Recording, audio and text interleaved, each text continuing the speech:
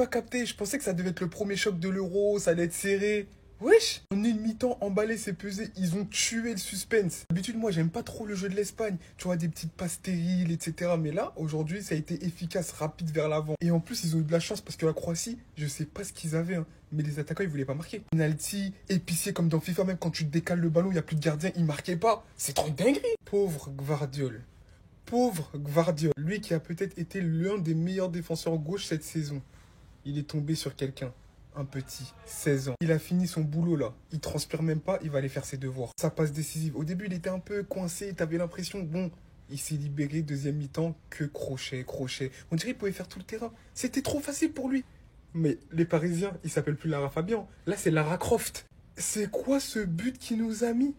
Non, faudrait respecter Fabian Ruiz. Enrique, il le fait pas jouer pour rien. C'est trop son match. Un but, une passe décisive. Son but, il est fantastique. Il a mis crochet, crochet, crochet, frappe. J'ai dit, hé, Fabian Ruiz, c'est ça là. Le toi qui fait mal au cœur des supporters parisiens parfois, c'est ça que tu peux faire. Non, j'ai capté en fait. Lui, 33 ans, j'ai gagné tous les trophées du monde. Il s'en fout, hein. Il a 800 poumons. Sur son côté, il est infatigable. En plus de ça, il marque. Il marque en finale de la Ligue des Champions. Il marque au premier match de l'Euro. C'est un fou. C'est un fou. Bref, après l'Allemagne, l'Espagne confirme son statut de favori. Cet Euro, il va être disputé entre les gros. Une démonstration de football. L'Espagne qui lamine la Croatie. Je vous l'avais dit. Fallait être là hier en live. Un grand Fabian Ruiz homme du match. Lamine Yamal Pedri décisif. Unai Simon au rendez-vous. Un très grand Rodri. Un Morata qui arrête pas son face-à-face. Un très grand Cucurella, il faut le dire. Je comprenais pas pourquoi c'était pas Grimaldo le titulaire. Plus rien à dire aujourd'hui, Cucurella a fait un match de patron. Un Carvajal buteur. Concrètement, une Espagne en grande forme qui aura donné une leçon de football à la Croatie, supérieure dans tous les aspects. J'ai été jeter un coup d'œil aux stats. Je sais même pas comment c'est possible que la Croatie ait plus tiré et ait plus eu la possession que l'Espagne. Donc si vous n'avez pas vu le match, ne vous faites pas voir par les stats. Laissez-moi juste vous dire que l'Espagne sera une équipe à craindre dans cet Euro. Des joueurs capables de faire la différence dans chaque secteur du jeu. En défense, au milieu, en attaque et même au goal. Parce que Simon arrête un penalty. Va pas falloir dormir sur l'Espagne qui prend potentiellement la tête du groupe.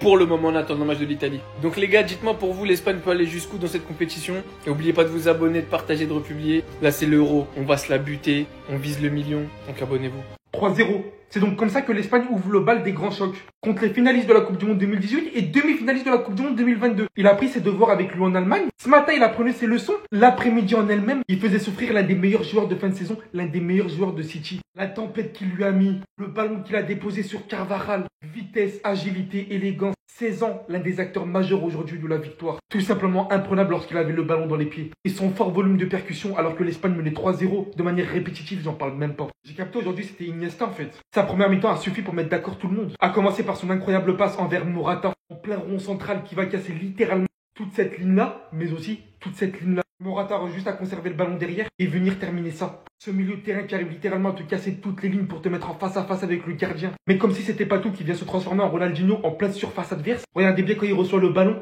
Première élimination. Le défenseur adverse le voit arriver. Il commence déjà à mettre son pied. Fin de deuxième élimination. But.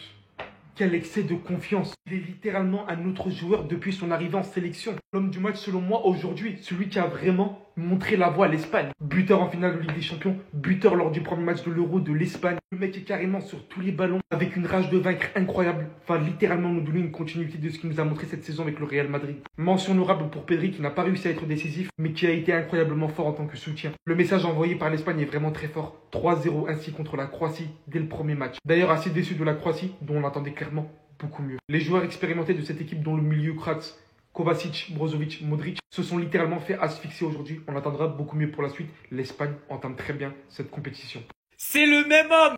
Qu'est-ce qui les différencie? Qu'est-ce qui différencie ce numéro 8 de ce numéro 8? Si ce n'est le maillot qu'il porte? Non, en vrai, je vais pas tirer sur les Parisiens. Fabian Ruiz aujourd'hui, à la mi-temps, parce que là, je vous tourne, c'est encore que la mi-temps. Un but, une passe D. Et quel but! J'entends les Parisiens le critiquer à longueur de journée et en faire de lui une tête de turc. Comme quoi, c'est lui le problème du milieu de terrain, même quand il fait des bons matchs. Et même si des fois, il est très mauvais, faut le reconnaître, c'est là où on voit l'importance de se sentir bien. Dans sa tête, premièrement.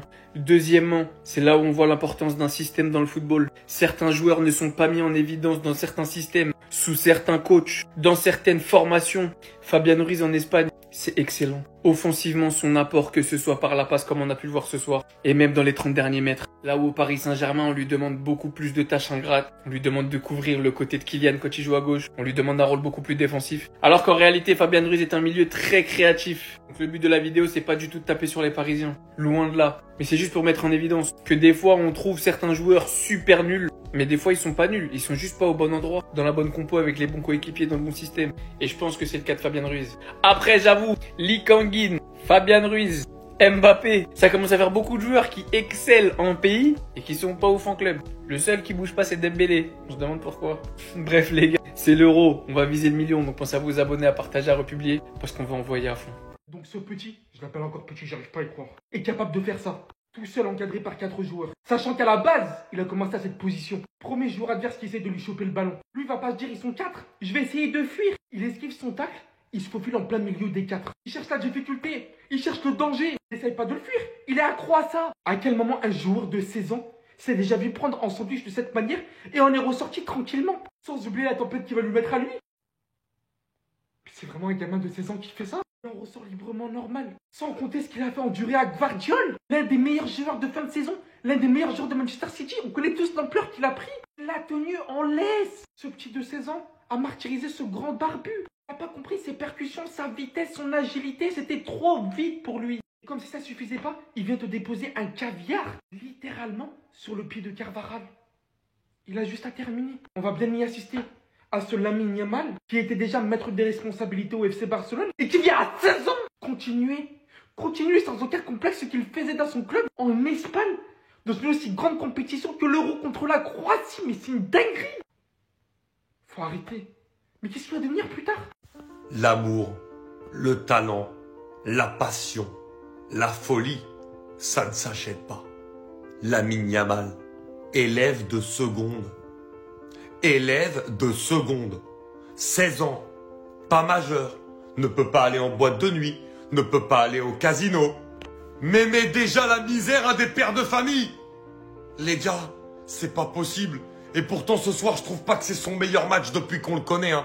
Mais malgré tout, quelle aisance, quelle facilité. Vous avez vu la pointe de vitesse qu'il a mis à Gvardiol, un des meilleurs défenseurs de PL. La manière dont il a réussi à se balader entre les Brozovic, les Kovacic. Et c'est dommage qu'il n'ait pas la grosse finition ce soir parce qu'il doit sortir avec 2 buts normalement. Mais pareil, quand il est sur le côté, la passe D pour Carvajal, c'est quoi cet amour de passe encore? Mais les gars, on se dit qu'il a que 16 ans. Et on se dit oui, il y a des choses qu'il peut faire en plus, mais oui, mais il a que 16 ans, il va les faire, ça veut dire que c'est normal. Et c'est déjà tellement au-dessus de la moyenne ce qu'il est capable de faire que c'est déjà énorme. Et oui, l'Espagne qui renaît en mettant 3-0 à la Croatie en une mi-temps.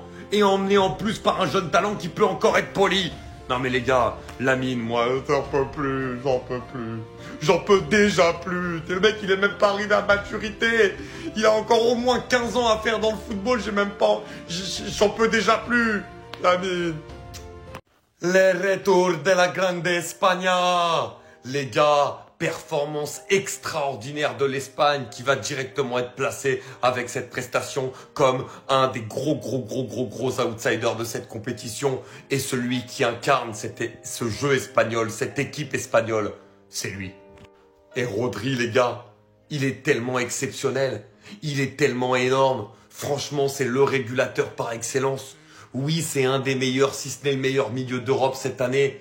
Mais franchement, c'est tellement incroyable ce qu'il fait. Et ce qu'il a fait à Manchester City, aujourd'hui, il arrive à le faire avec l'équipe d'Espagne. Mais quel régulateur, que ce soit défensivement, à chaque fois pour gérer le tempo de son équipe, ou alors pour aller distribuer les ballons à droite, à gauche, les placements, etc. Et quand tu vois toute la nouvelle génération de milieux qui arrive en Espagne, les mecs de la Sociedad et surtout les mecs du Barça, tu te dis que entouré par lui, franchement, l'Espagne a de très belles années à vivre au milieu de terrain. Rodri, te amo grande, exceptionnel garçon.